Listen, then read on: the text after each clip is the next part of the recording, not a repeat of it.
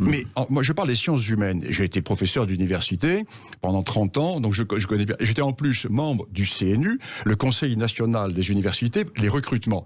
Je puis vous affirmer que les recrutements étaient politiques.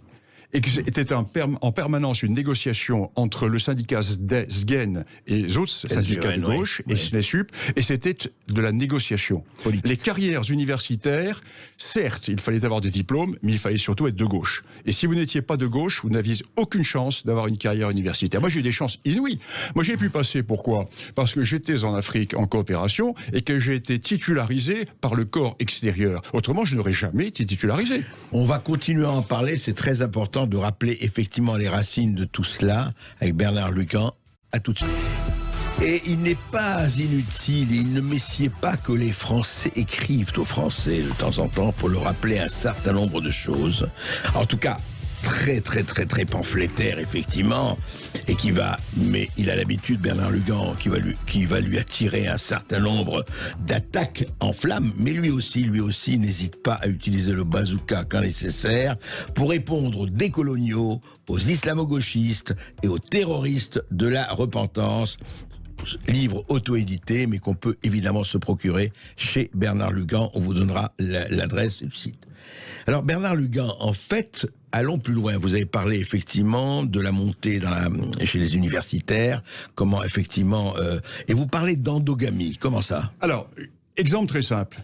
L'histoire de l'Afrique en France est un mouvement totalement endogame. Car le recrutement se fait par les copains, par les petits copains, et uniquement dans certaines écuries. Par exemple, cette écurie qui va nous expliquer que les ethnies sont des créations coloniales. Alors, si vous dites que les ethnies ne sont pas des créations coloniales, vous n'avez aucune chance de faire carrière à l'université. Vous avez l'école qui va vous dire que la colonisation est véritablement quelque chose d'épouvantable. Alors, pendant 30 ans, ces professeurs, alors citons-les, les grands noms de l'africanisme français, Kokri-Vidrovitch, qui va décrire l'africanisation, la colonisation comme un acharnement pathologique des Blancs contre les Africains. Vous avez Jean-Pierre Chrétien ou Jean-Louis Hamsel qui vont nous dire que les ethnies ont été créées ou amplifiées ou codifiées par la colonisation. Alors, je dis souvent... Et en réalité, alors ? La réalité, mais vous avez 1500 à 1800 ethnies en Afrique. Il y en a 4 ou 5 qui, effectivement, ont eu des acronymes qui ont été créés par la colonisation par mesure administrative pour regrouper quelques petits groupes très épars, mais les autres ethnies existaient bien sûr avant la colonisation. Et je dirais même, c'est beaucoup plus grave, dire que les ethnies n'existaient pas est un mépris pour les Africains. Ça veut dire que avant... Les ethnies ont quoi, des siècles de... Oui, elles ont, certaines ont des siècles, d'autres ont plusieurs générations. D'accord.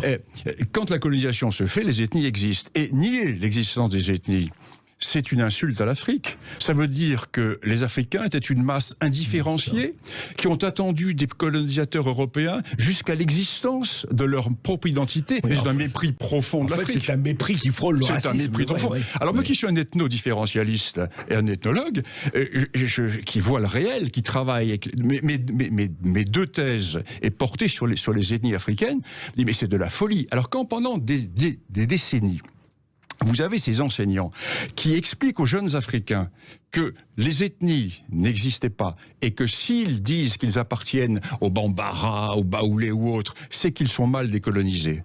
Si en même temps, vous leur dites...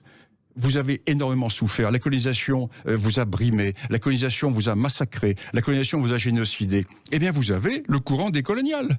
Le courant décolonial qui va résulter directement de cette immense responsabilité des africanistes français et des sciences humaines. Et je parle des africanistes qui sont acharnés sur la victimisation. Ah, complètement. Je suis très bien placé pour le dire parce que j'étais le seul africaniste dissident au sein de l'université française. D'ailleurs, heureusement, j'ai fait beaucoup de boxe française dans la vie. Je suis un combattant et un homme de duel, donc j'ai toujours fait face. Mais j'imagine d'autres collègues qui n'avaient pas, comment dirais-je, la tripe cyranesque qui est la mienne. Ils se sont écrasés. Et l'africanisme